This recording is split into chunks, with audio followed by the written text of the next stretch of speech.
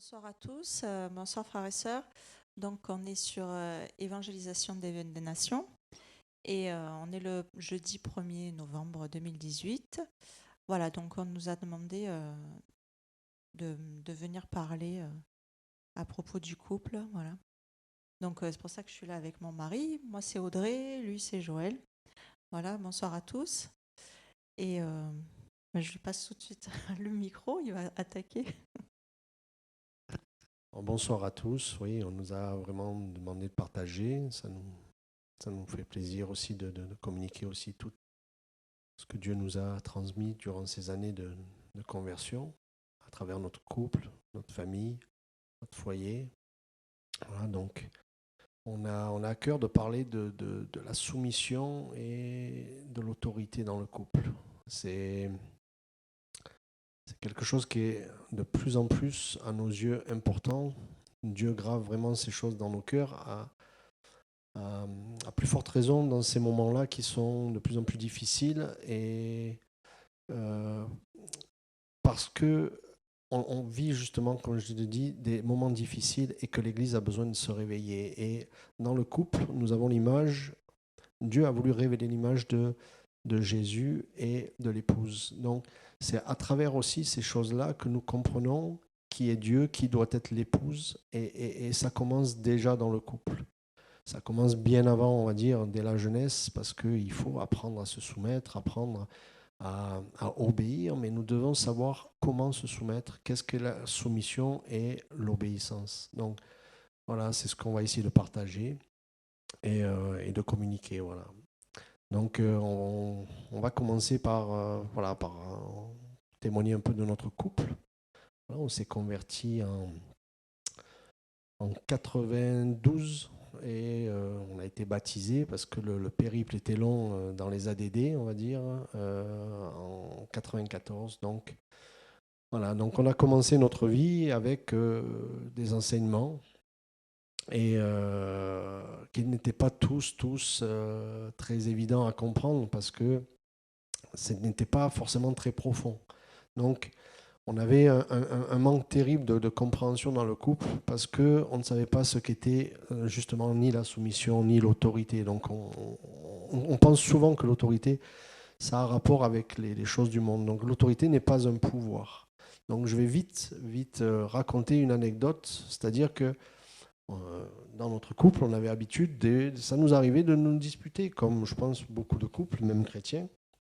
Et voilà, donc je voulais avoir raison, je pense que j'avais raison, mais Dieu ne voyait pas les choses comme ça. Donc, et il m'a attrapé, comme on va dire, de voler, et il m'a dit, écoute, c'est pas ta fille, c'est ma fille. Et là, j'ai dit, waouh, Seigneur, qu'est-ce que je dois faire? Il m'a dit, tu vas prier.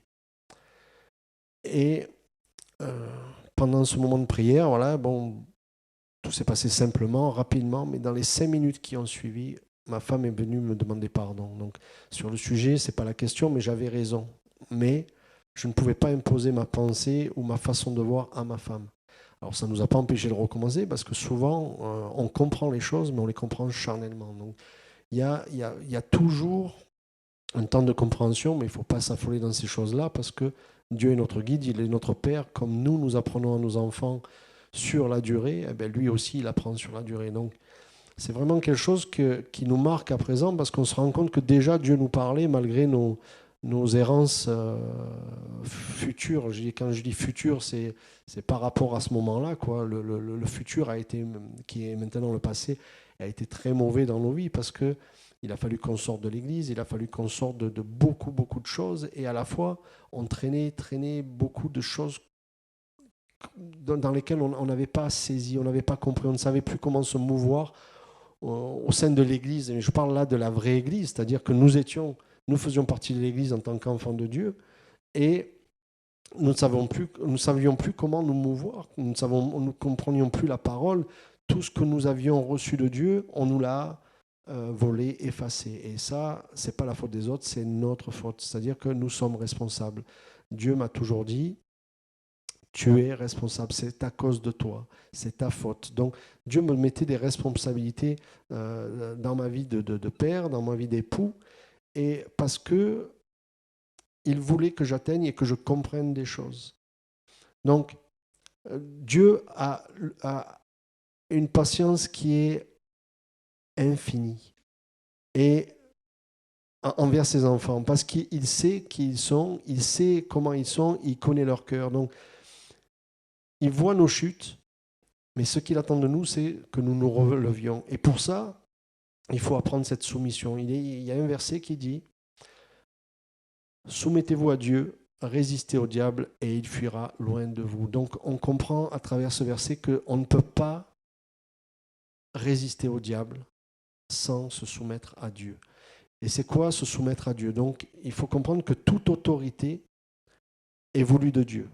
C'est Dieu qui a mis toute autorité sur terre. Parce que si Dieu dit non, aucun président, aucun roi qui ont été n'aurait pu atteindre quelque pouvoir. Et c'est ce mot pouvoir qui est dérangeant parce que ces personnes-là, au lieu de communiquer l'autorité de Dieu, parce que je parle bien de communication, d'autorité de Dieu, et de la faire passer, ces gens-là s'acquièrent un pouvoir.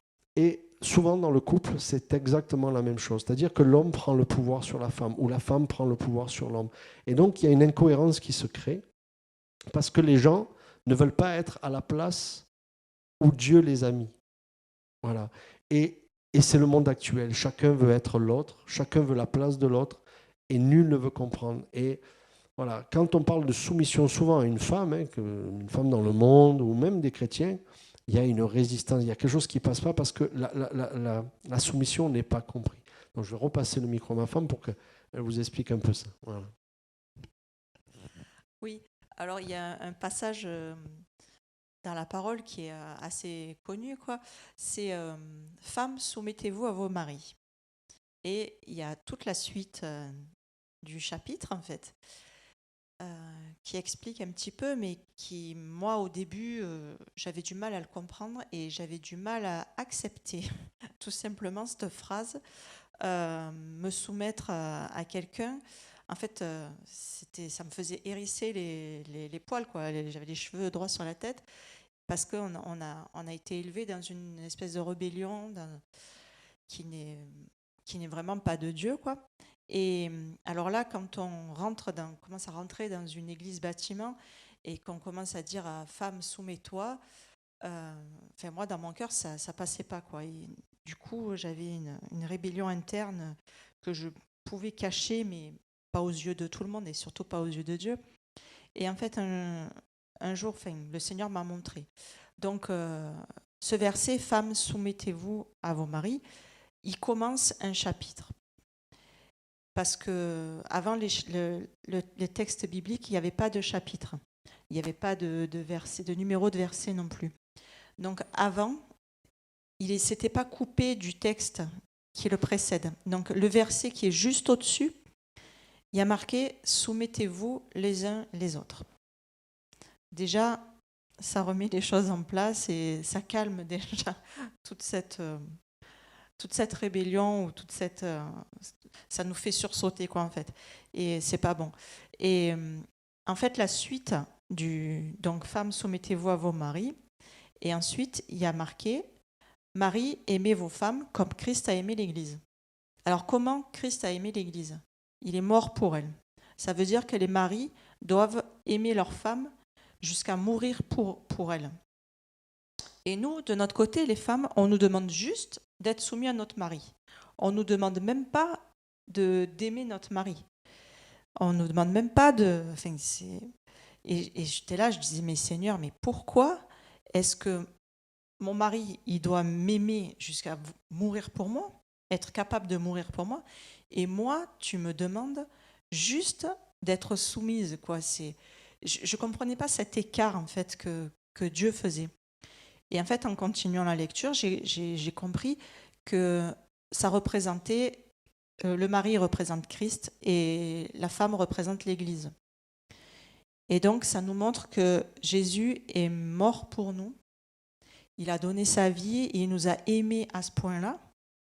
Et nous, en tant qu'Église, alors c'est triste quand on a cette constatation, en tant qu'Église, Dieu connaît tellement notre cœur, il sait tellement ce qu'on est même pas, il nous demande juste d'être soumis à lui.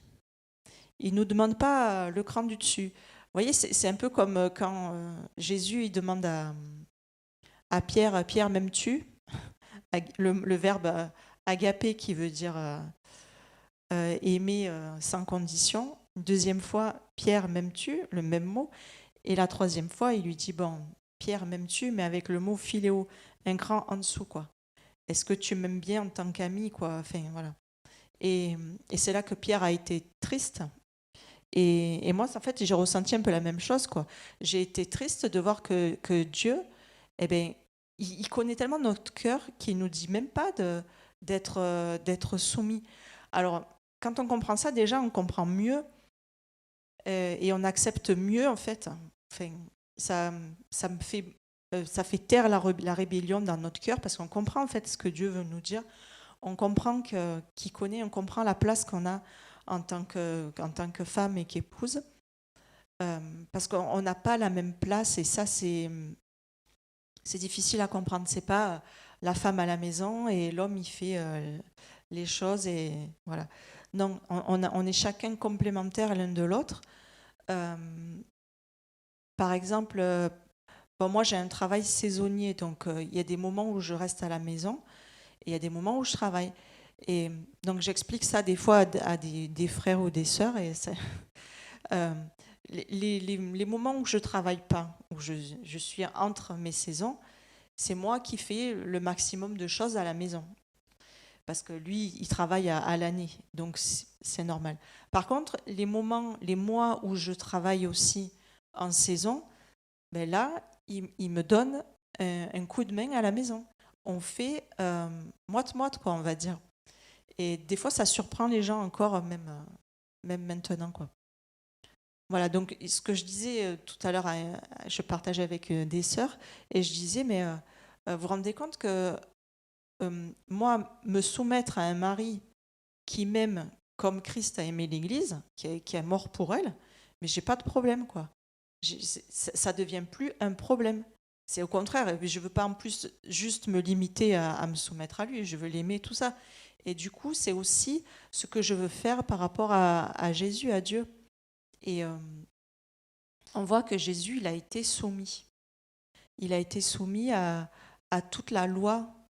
euh, Parce que quand on nous demande d'être soumis, c'est qu'il y a une loi au-dessus, il y a quelque chose. Il y a une autorité, une loi. Et Jésus, lui aussi, pendant toute sa vie, il a été soumis aux autorités, aux lois religieuses, mais pas les lois religieuses qui ont été euh, rajoutées par tous les, les religieux quoi, qui veulent toujours en rajouter. Parce que comme Dieu, comme je dis souvent en rigolant, vous allez comprendre, comme Dieu n'est pas assez intelligent, nous, êtres humains, il faut qu'on rajoute encore des lois. Et on met des lois et des lois sur des préceptes humains et sur le dos des gens. Et ça alourdit tout le monde. Quoi. On est incapable de les faire, ces lois. Même ces religieux qui nous dictent ces lois sont incapables de les mettre en pratique. Mais donc je parle là de Jésus, des lois, des vraies lois mosaïques et les vrais 10 commandements, quoi, voilà. Et Jésus a accompli toute cette loi et il ne s'est pas rebellé contre les autorités. Et ce que Joël va expliquer aussi tout à l'heure, c'est la différence entre la soumission et l'obéissance, en fait. Je lui passe le micro. Oui, bon, ouais, comme on l'a dit déjà auparavant, il y a une corrélation entre le couple dans la vie, l'homme et la femme, et ce que Jésus et l'Église doivent être. Et en fait, Dieu nous apprend par la douceur, par l'amour. On le voit dans beaucoup d'endroits où Dieu, malgré son rôle de père et de Dieu, de juge, nous fait une grâce toujours infinie. Donc ça ne justifiera jamais aucun péché. Mais Dieu nous fait grâce sur grâce parce que sinon nous ne pourrions vivre. Il n'est pas possible de vivre et de voir Dieu. Donc au plus nous voyons Dieu, au plus nous voyons à Dieu agir dans nos vies, ça nous attire vers une mort, cette mort spirituelle que nous recherchons tous pour être vraiment à l'image de Dieu et pour pouvoir laisser Dieu agir en nous pleinement. Donc, il y a, je vais parler d'un psaume. Je me suis trompé. Donc, c'est le psaume 133, que beaucoup de gens connaissent. Donc, c'est Cantique des degrés de David. Oh, voici que c'est une chose bonne et que c'est une chose agréable que des frères demeurent unis ensemble. C'est comme cette huile précieuse répandue sur la tête qui coule sur la barbe d'Aaron, sur le bord de ses vêtements, comme la rosée de l'Hermon qui descend sur les montagnes de Sion, car c'est là que Yahweh a ordonné la bénédiction et la vie pour l'éternité. Et dans ce passage, Dieu m'avait beaucoup parlé il y a quelques années de ça. Il m'avait montré vraiment comment l'onction pouvait venir vraiment sur le corps de Christ. Et il faut comprendre que Dieu a institué aussi dans l'Église des autorités. Alors, ce n'est pas des autorités personnelles, ce n'est pas des gens qui ont une autorité, c'est des gens qui représentent Dieu là où Dieu les veut. C'est-à-dire que vous prenez votre corps et Dieu a imaginé les choses terriblement facilement pour que nous puissions les comprendre. C'est-à-dire que quand vous regardez votre corps, des fois, vous faites des choses inconsciemment, vous pouvez vous gratter la cuisse pendant que vous parlez sans vous en rendre compte. C'est-à-dire qu'il y a des choses dans le corps qui se font automatiquement. Il n'y a pas besoin d'ordres spéciaux. Par contre, des fois, quand vous êtes au bord du feu, quand vous êtes au bord d'un précipice, alors là, tous les gestes sont mesurés, sont réfléchis. Et là c'est une autre mesure de l'obéissance et de la coordination du corps. Donc, Paul nous parle de cette coordination du corps. Le corps doit être bien coordonné. Et pour ça, il faut qu'il soit soumis. Ici, on a une main folle, donc je vais vous raconter un témoignage. C'est-à-dire qu'il y a quelques années de ça, étant menuisier de métier, ébéniste, je me suis coupé un doigt. Donc, c'était pendant vraiment un passage où vraiment, ça fait quelques années où on est dans la sanctification. Dieu nous met à part, mais on est mis à part avec toutes nos erreurs, avec toutes nos incapacités, nos manques d'intelligence, voilà, et nos péchés. Donc, je me suis retrouvé dans une situation où j'avais beaucoup de colère après quelqu'un, voire de la haine. C'est-à-dire au point de je l'aurais bien boxé ou tapé. Et donc je suis à une machine et puis je vois ce gars-là, parce que c'était quand même quelqu'un de très filou, et je ne l'appréciais pas du tout. Donc, et voilà, et j'ai pas eu regarder ce que je faisais. Et j'ai passé le doigt dans la machine. Donc ça m'a valu une phalange. Mais à peine arrivé à l'hôpital, Dieu m'a parlé. Et j'ai dit, Seigneur, parle, parce que je sentais vraiment qu'il me pressait. Voilà. Et je lui ai dit, Seigneur, qu'est-ce que tu veux? Et il m'a montré tout ça. Il m'a dit, regarde, tu avais de la haine. Et c'est plus ce que je veux de toi. Donc, ce n'est pas Dieu qui m'a coupé le doigt, hein, mais c'est ma haine qui m'a déconcentré. Et c'est exactement ce que l'ennemi fait. C'est-à-dire qu'il essaye toujours de nous lever, de nous détourner les regards de Dieu. Les regards de Jésus. C'est-à-dire que quand on regarde Jésus, on n'a plus envie de rien, on n'a plus envie de fauter, de pécher, on n'a plus envie de se battre, on n'a plus envie de se goinfrer, on n'a plus envie de ces choses-là. Et c'est ce que nous devons faire, nous soumettre à Dieu et le regarder. Nous ne pouvons pas fauter et nous en sortir par nous-mêmes. Nous ne pouvons pas user de quelque force naturelle pour arriver à ce que Dieu nous demande. Donc il faut mourir, il faut nous laisser transformés par Dieu et pour cela nous soumettre afin que nous puissions résister au diable. Donc on voit dans ce passage, dans le psaume 33, que l'onction arrive sur la tête et la tête représente Christ. Elle coule sur la barbe qui représente la maturité. Donc il faut se laisser grandir par Dieu, il faut se laisser élever, il faut se laisser comme l'image du potier et de l'argile. Il faut se laisser façonner. La soumission, l'obéissance ne viennent pas comme ça. C'est quelque chose qui s'apprend, comme on l'apprend à un enfant. Donc, nous sommes vraiment, avec ma femme, c'est pas que nous sommes de plus en plus bénis, mais vous comprendrez ma façon de parler, c'est qu'on ressent de plus en plus la bénédiction de Dieu. On ressent de plus en plus son envie de s'investir à nous. Mais nous allons prendre un passage aussi... je vais vous parler d'un passage où Dieu nous demande vraiment de... C'est Salomon qui parle et c'est dans le Cantique des Cantiques. En fait, Dieu dit, ne la réveillez pas avant qu'elle le veuille. Et en fait, Dieu ne forcera jamais le réveil. Dieu ne forcera jamais les choses. Dieu attend juste que nous soyons soumis à lui. Et comme nous l'avons dit, comme l'a dit ma femme tout à l'heure, Audrey, c'est une soumission voulue. La soumission, c'est pas quelque chose de forcé, c'est quelque chose de naturel. Et c'est notre nouvelle nature. Dieu a agi en nous et il est mort pour nous. C'est pour ça que nous voulons aussi mourir, ne plus exister dans ce sens-là, afin de devenir des cadavres, afin de ne plus ressentir les coups, de ne plus ressentir les attaques de l'ennemi. Nous sommes attaqués, mais nous avons une faculté nouvelle pour tenir ferme, pour voir les choses différemment. Là où nous nous lamentions, Dieu n'est pas dans la lamentation, Dieu n'est pas... Alors ça ne veut pas dire qu'il ne compatit pas, ça ne veut pas dire qu'il ne nous aime pas comme nous aimons nos enfants.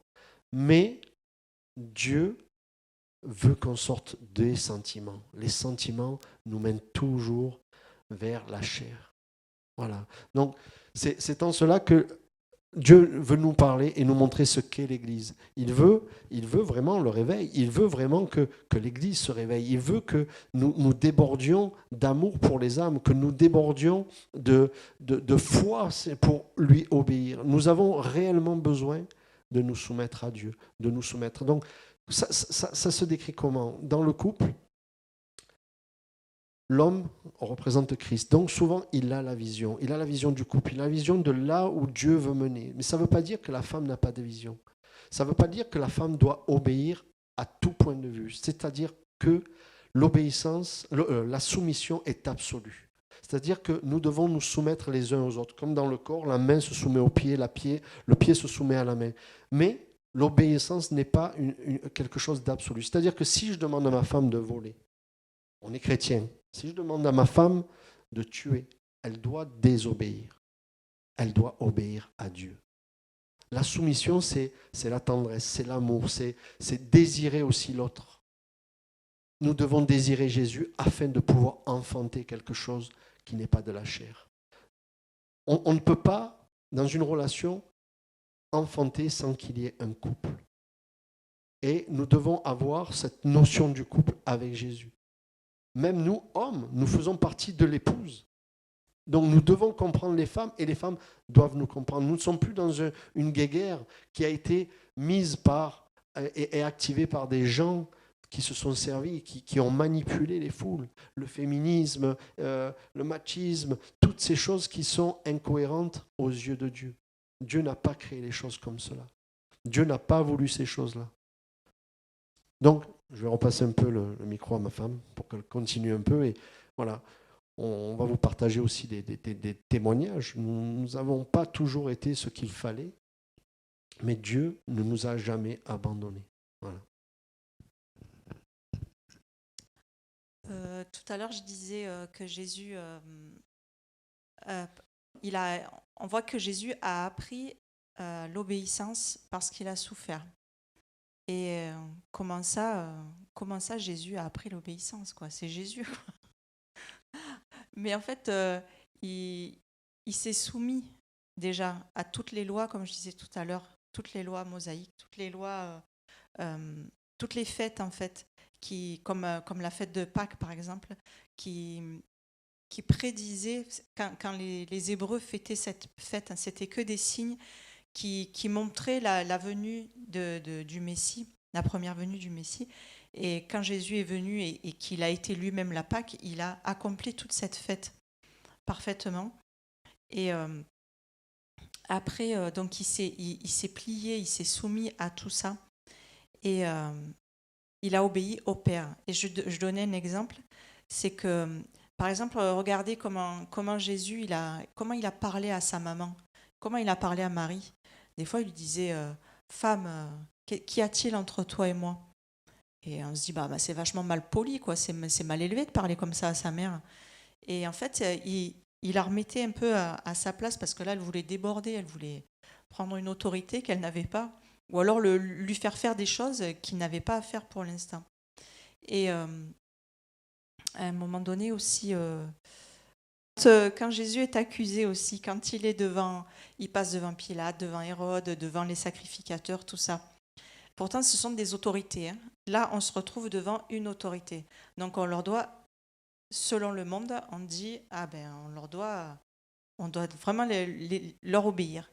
Eh bien, on voit que Jésus, des fois, il ne leur répondait pas quand il était accusé. Ben, comment ça se fait que, quand même, comment ça se fait que Jésus, le Seigneur, ne leur répond pas?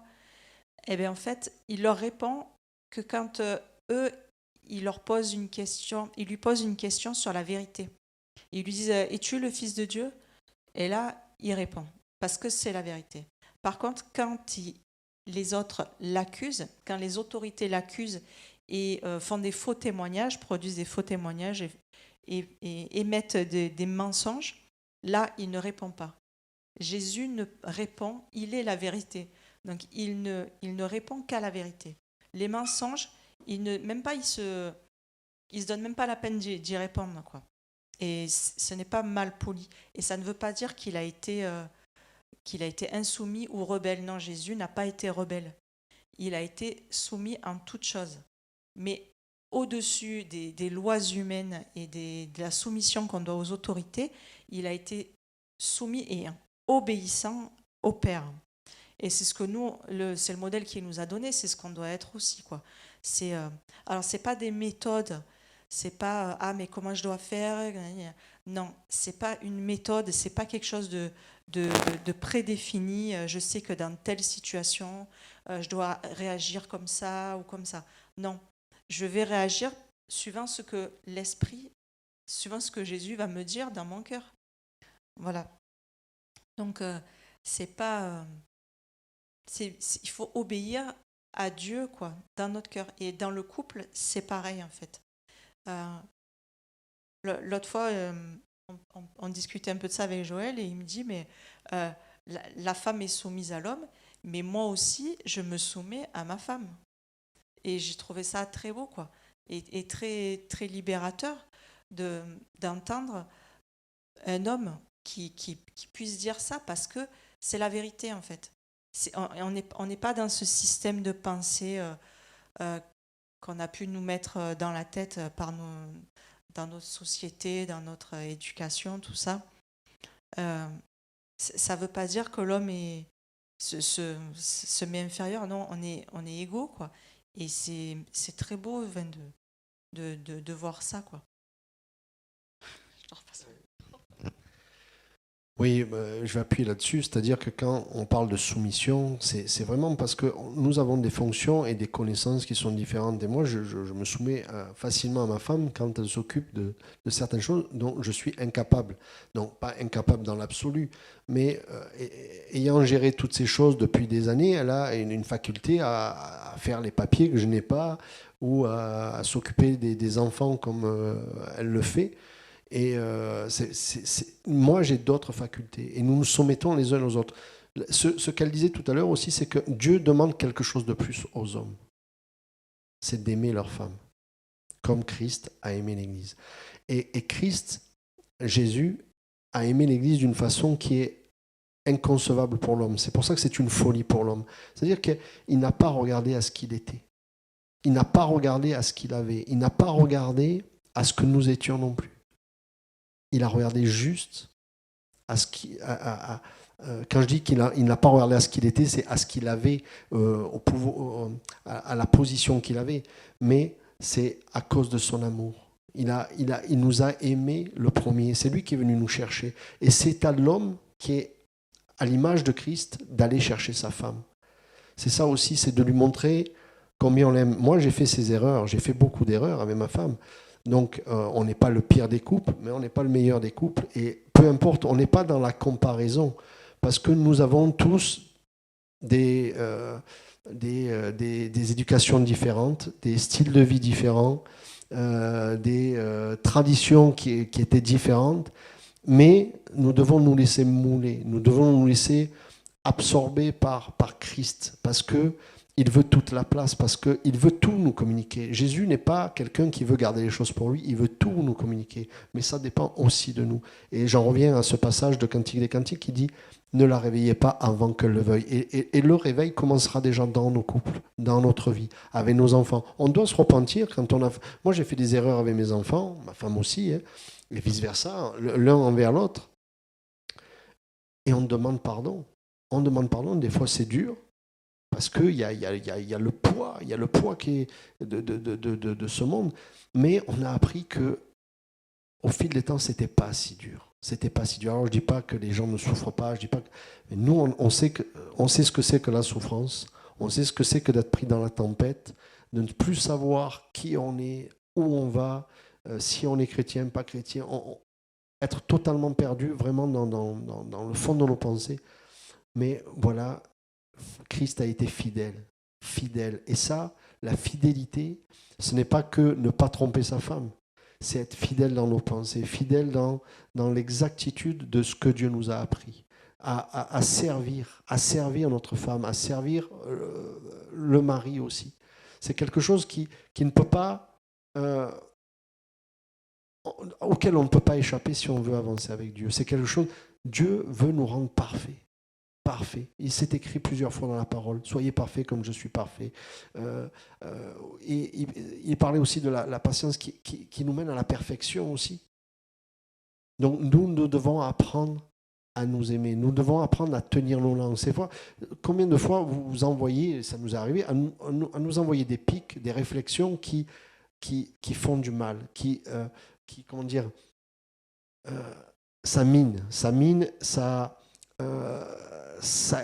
écrase, ça déçoit, parce que l'autre n'est pas capable de supporter ces choses-là. Et en fait, elle n'a même pas à le supporter, parce que ça ne devrait pas exister. Et donc, nous devons apprendre tout ça. Nous devons nous remettre en question au sein des couples, au sein de la famille, au sein de l'Église, parce que, voilà, quand on parle de ce verset, on peut prendre l'exemple du frère, de notre frère Shora, qui a reçu quelque chose. Et beaucoup de gens, beaucoup de jeunes veulent avoir ce qu'il a, mais sans se soumettre, sans atteindre la maturité, sans comprendre que c'est quelque chose qui lui a été donné. Il n'a pas cherché. Il cherchait Dieu, oui, Dieu s'est révélé à lui, il a cherché Dieu, mais Dieu s'est révélé à lui. Donc, en fait, quand on veut ces choses-là, on ne s'aperçoit pas qu'on peut aller à la mort. On peut être détruit, on peut être ravagé. Moi, je me soumets au frère Shora. Je l'aime, mais si un jour il me demande quelque chose de non biblique, je lui dirai non. Mais je l'aimerai toujours. Et je me soumettrai toujours. Comme tous les frères que nous avons perdus sur le chemin, moi, j'ai beaucoup d'affection pour ces gens-là qui sont tombés. Parce que des fois, je me dis, mais Seigneur, ils n'ont pas eu ce que nous avons eu. Et je souhaite des fois rencontrer ces gens, parce que s'il y a quelque chose à faire, je veux être celui qui le fera, si Dieu le veut. Donc, c'est ça aussi, c'est que nous devons apprendre à... Voilà, je peux me tourner et voir des frères qui écoutent et tout, et Dieu me dit, mais est-ce que tu les aimes ? Est-ce que tu les aimes au point de mourir pour eux ? C'est-à-dire que s'ils me tapent, s'ils me font du mal, est-ce que je vais arriver à les aimer ? Et c'est ça la fidélité. Dans le couple, des fois, on se fait du mal, mais on doit rester fidèle. Jésus m'a été fidèle.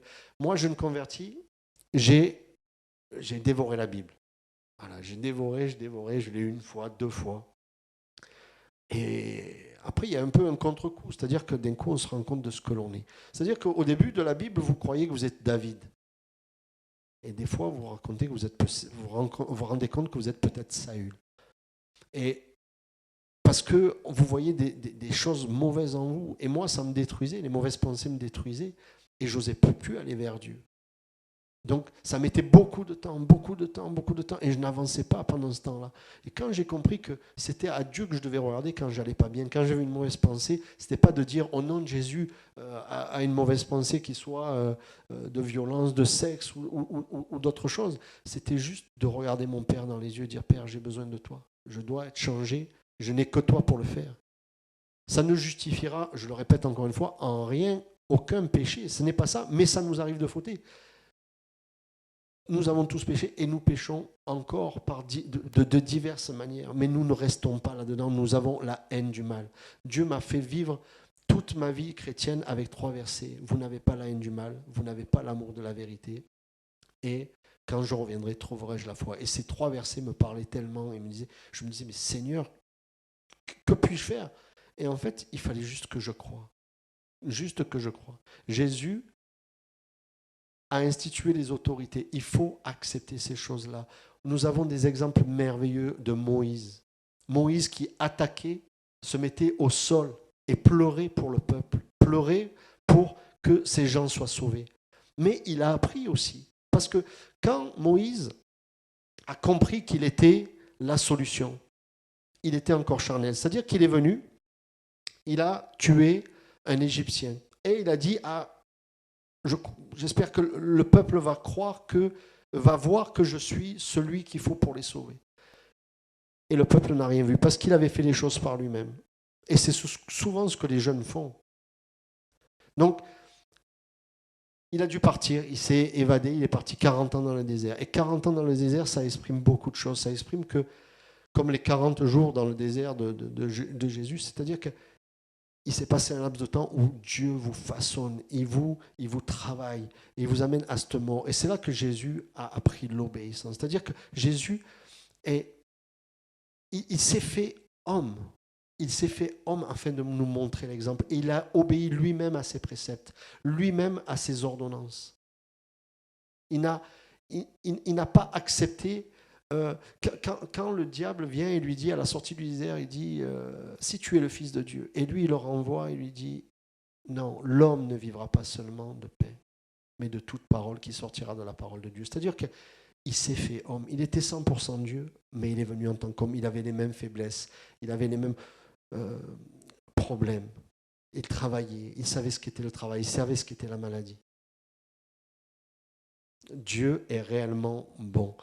Et il nous apprend à vivre dans le monde qu'il nous a prévu pour le futur, dans ce royaume qui est là où nous sommes déjà. Comme Jésus a dit, quand on lui dit « Seigneur, montre-nous le royaume », ou quand je ne me rappelle plus le passage, mais en fait, les gens lui demandent « Mais quand sera le temps du royaume ?» Et lui, il dit « Mais le royaume est proche. » Est proche. Ça veut dire qu'il était à côté d'eux. Ils ne le voyaient pas. Ils ne le voyaient pas. Comme quand Philippe lui dit, mais montre-nous le Père et cela nous suffit. Et il lui dit, mais j'étais si longtemps avec vous. Et ça faisait des années que Jésus était avec nous et des fois nous ne le voyions pas. Et pourtant, il s'est révélé de plusieurs manières. On le voyait par des bribes. Mais on ne voyait pas à quel point il était présent, à quel point il nous avait couvés, à quel point il avait fait attention à nous, à quel point il nous avait aimés. Et c'est ça qui nous fait nous soumettre. C'est l'amour de Christ. Donc, si vous voulez que votre femme soit soumise, si vous voulez que votre mari soit soumis, si vous voulez être obéissant, il faut que vous voyiez Christ dans tout ce qu'il est. Voilà. Je te repasse un peu le micro. Voilà, tout à l'heure, je parlais aussi à quelqu'un et elle me parlait... on parlait du vote, du droit de vote, tout ça. Et je lui disais, il y a un proverbe, il y a souvent des proverbes qu'on nous met dans le monde, dans cette société, tout ça, et qui nous enferment, en fait. C'est-à-dire que c'était à propos de ce proverbe qui dit mais il y a des gens qui sont morts pour qu'on ait le droit de vote, alors il faut voter, tout ça, machin. Et je disais, mais attendez, moi, il y a des gens qui sont morts dans des guerres aussi. Il y a des gens qui sont morts dans le passé parce qu'ils ont voulu lutter pour certaines causes. Mais moi, je ne fais pas partie de cette cause-là. Parce que dans une guerre, il y a 2 peuples et chacun croit être dans le bon. Et chacun est à sa cause et tout ça. Et il y a des morts des 2 côtés. Mais moi, c'est Jésus qui est mort pour moi. Et là oui, je vais le suivre, lui. Parce que là, c'est la bonne cause. Vous voyez ? Et par contre, il y a beaucoup de choses, des causes des humaines et sociétales, je ne sais pas si ça se dit comme ça, de notre civilisation, de ce qui nous entoure. Alors là, en fait, on on nous dit, mais tu te rends compte, il y a des gens qui se sont battus pour ça, pour ce droit-là, pour cette liberté. Mais moi, ma liberté, c'est Jésus. C'est Jésus, lui, qui m'a acquis la vraie liberté, m'a délivré de mon péché, qui m'a délivré de mon orgueil, qui m'a délivré de toute cette, de toute cette fierté qui était basée sur rien, en fait, hein, parce que il y a un verset qui dit de quoi te glorifies-tu, qu'as-tu que tu n'as reçu? Tout ce que j'ai, je l'ai reçu. Je l'ai reçu de Dieu. De quoi je me glorifie? De quoi je m'enorgueillis? Si je suis là, que je respire, que je peux parler, c'est que je suis droite devant vous, c'est une grâce de Dieu. Donc je peux juste le remercier, quoi.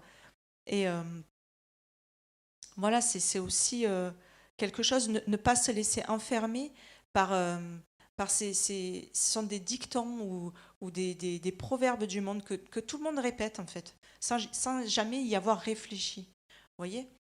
On répète des choses, parce que, vous vous rendez compte, il s'est passé ci, il s'est passé ça, alors nous, on doit perpétrer cette tradition-là. Alors, je ne discute pas sur le vote ou quoi. En fait, chacun fait selon sa conviction, hein, c'est pas ça. Mais je dis, tous ces proverbes dans lesquels on veut s'enfermer, comme par exemple aussi un proverbe, comme disait quand j'étais jeune, tout ça, parce que j'ai rencontré Jésus à 17 ans, donc j'ai commencé à lire la Bible à 17 ans, ça faisait peur à ma famille. Elle est tombée dans une secte, c'est le lavage de cerveau, et tatati, tatata. On a commencé, parce qu'on s'est connus avant d'être chrétiens, on était déjà ensemble. Et après, Jésus nous a parlé à moi et à lui, mais chacun séparément. On a fait chacun notre chemin vers Dieu séparément. Et ça a fait peur, en fait, à la famille qu'on se sanctifie. Ça, mais c'est pas normal et tout. Vous êtes jeune, machin, il faut vivre votre vie, il faut, voilà, c'est brûler la bougie par les deux côtés, quoi, par les deux bouts. Et en fait, non. En fait, la jeunesse, profitez et gardez bien votre sainteté, cette sanctification, tenez-y cher, en fait. C'est quelque chose de tellement précieux, quoi. Parce que quand on voit que les anciens, alors, des personnes qui ont les cheveux blancs, on va se dire, ah ben ça, c'est quelqu'un de sage. La sagesse, ça vient avec Mais non, la Bible ne dit pas ça. Parce que plus on est vieux, plus on marche longtemps dans le péché, plus on en accumule. Et on en accumule et on en accumule. Et plus on est aigri, et plus on est amer, et plus on est mauvais, quoi. Et on a du mal à se défaire de tout ça. Donc vous, si vous êtes... n'importe quel âge que vous ayez, venez à Jésus, c'est pas un souci. Mais vous qui êtes jeune, par exemple, et qui connaissez Jésus, mais ne tombez pas, parce que ça ne vaut pas le coup, en fait. Il faut rester, voilà, propre, intègre, avoir un cœur pur, avoir un cœur vrai, et ça vaut dans toute dans toutes nos relations, en fait. Euh, dans le couple, avec le mari et la femme aussi. D'être le mensonge, c'est quelque chose d'énorme, en fait. On cache, c'est un péché énorme qui vaut énormément de problèmes. Je sais, parce que j'en suis je suis aussi un être humain, et ça, on n'apprend pas à mentir à un vieux singe, quoi. Encore une expression. Mais tout ça, il faut bannir tout ça, quoi. Et c'est très profond. C'est très profond. C'est dans les attitudes. C'est dans la façon de parler, dans la façon de penser, tout ça. Et dès que tu ressens quelque chose qui ne va pas, mais vite, reviens à Jésus tout de suite. Vite, relève les yeux. C'est une erreur que Joël vient d'en parler, que j'ai faite aussi pendant des années. Des années. En fait, comme Adam et Ève, ils ont péché, ils savaient qu'ils avaient fait mal. Et qu'est-ce qu'ils sont allés se cacher? Et Jésus et Dieu, enfin, le Père les cherchait, quoi. Et ils sont allés se cacher. Et ils se sont mis des habits. Enfin, c'est Dieu qui leur a donné des habits. Mais là, ça fait comme un habit de... Ça me fait penser aux habits de religieux, là, comme dans la religiosité, vous voyez. On se met un bel habit, alors on fait des bonnes œuvres. Ah, mais moi, je suis quelqu'un de bien, j'ai jamais fait de mal à personne. C'est ce que les gens me rétorquent souvent quand je leur parle de Jésus.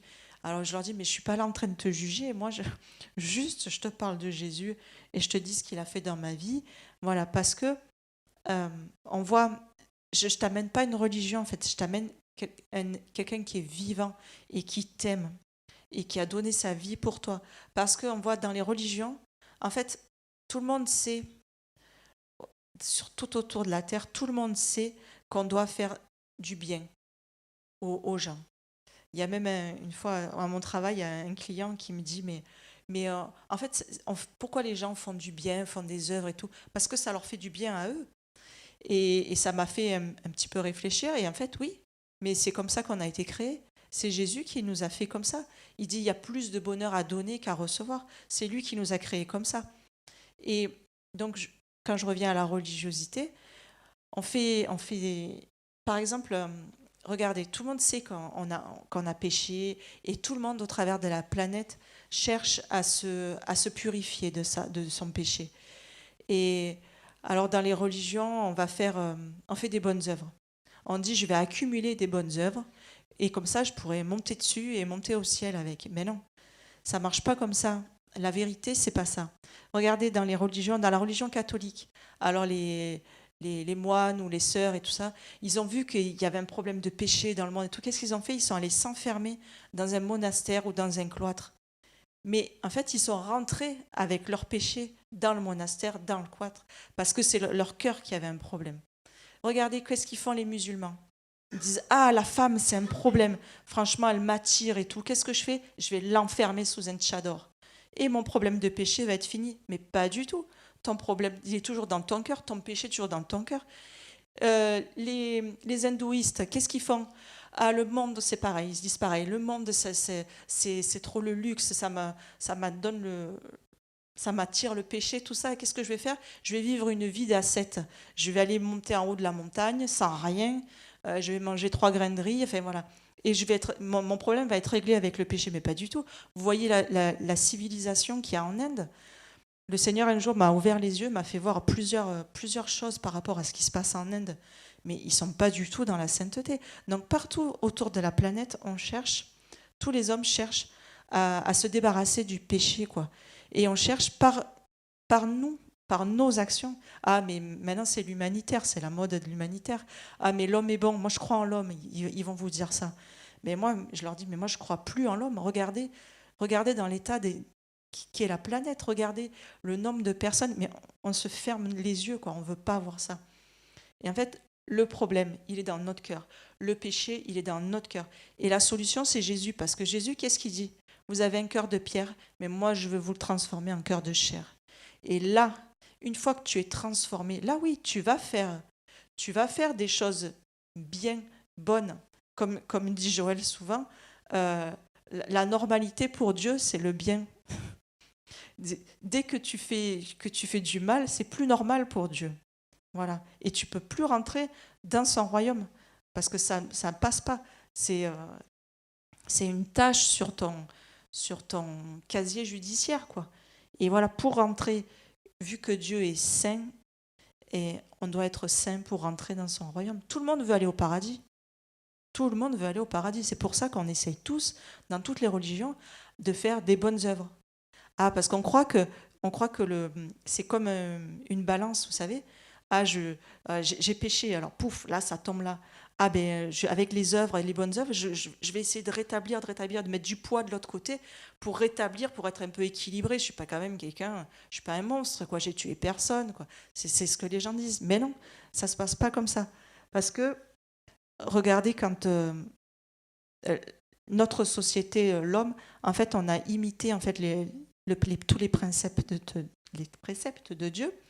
Et quand tu as fait un crime, tu vas passer devant le juge et tu vas être accusé, condamné de ce crime. Eh bien, pour Dieu, c'est pareil. On va passer devant un jugement. On va être accusé et condamné par rapport à nos crimes, à nos péchés.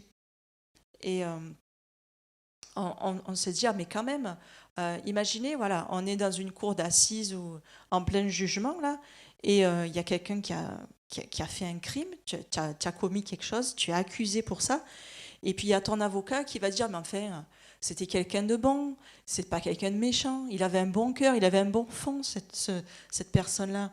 Et on s'en fiche, en fait, qu'il avait un bon cœur, un bon fond. Nous, on est là pour l'accuser pour le crime qu'il a commis. Et quand on sera devant Jésus, devant Dieu, au tribunal, à la fin, ça va être pareil. Parce que, je vous dis, on a imité, en fait. Tout ce que Dieu, c'est Dieu qui a créé tout ça. Et nous, on ne fait qu'imiter, en fait. Bon, mais voilà. Mais maintenant, il ne faut pas qu'on soit déformé, il faut qu'on comprenne vraiment. Et vraiment de lâcher son péché. Alors, au début, quand je me suis convertie, c'était une phrase qui disait déposez votre péché, déposez votre fardeau au pied de la croix de Jésus. Et moi, j'étais là, je tournais la tête à droite, à gauche, je disais mais elle est où la croix de Jésus? C'est quoi? Ça veut dire quoi en fait?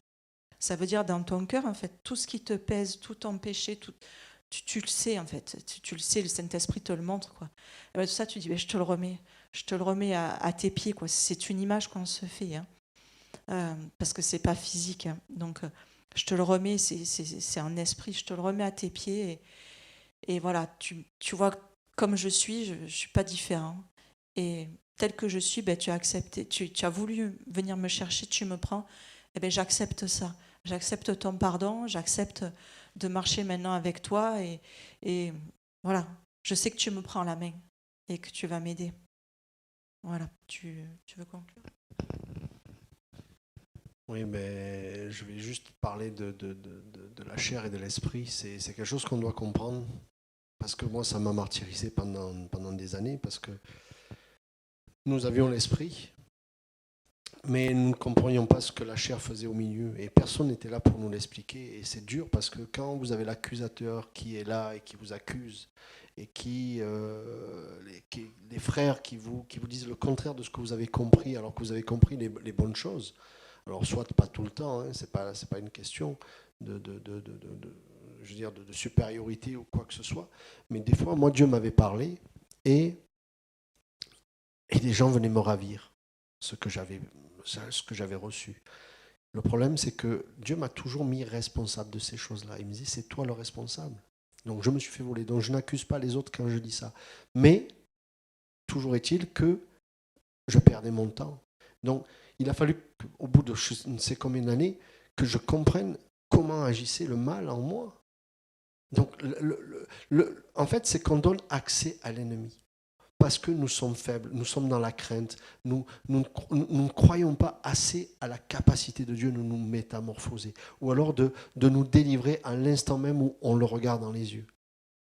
Voilà. J'encourage les gens à dire, Seigneur, je ne veux plus avoir peur de toi. Alors, je vais parler entre guillemets, mais je ne crains pas Dieu. Alors, les gens vont dire, mais Joël, c'est que c'est un blasphème. Non, c'est pas ça. C'est que j'ai appris à respecter Dieu, à l'aimer, mais plus à le craindre, parce qu'il est écrit dans la parole que la crainte suppose d'un châtiment. Mais moi, mon châtiment a été pris et je le sais. Dès que ça ne va pas, dès qu'il y a quelque chose qui ne va pas en moi, je vais vers Jésus et je dis, Seigneur, c'est toi qui as pris ça. Parce que je ne veux plus agir par moi-même. Je ne veux plus essayer de me sauver. J'ai été sauvé par Jésus-Christ il y a 2000 ans sur la croix et son salut dure toujours. Je serai toujours dans ses mains parce qu'il ne me lâchera jamais, il me l'a promis. Et j'encourage les gens à croire que Dieu est bon et qu'il nous aime. Ne péchez pas, soumettez-vous à Dieu, résistez au diable et il fuira loin de vous. Voilà, on va vous laisser maintenant. On vous remercie de nous avoir écoutés. On vous bénit dans le nom du Seigneur. On bénit aussi l'équipe des frères qui sont là et qui nous ont invités. Et que Dieu vraiment vous garde, que Dieu vraiment vous remplisse de sa présence, qu'il vous amène le plus loin possible. Ne doutez pas de ce que Dieu fait en vous. Ne doutez pas de ce que Dieu fait en vous. Dieu vous aime. Voilà. Au revoir.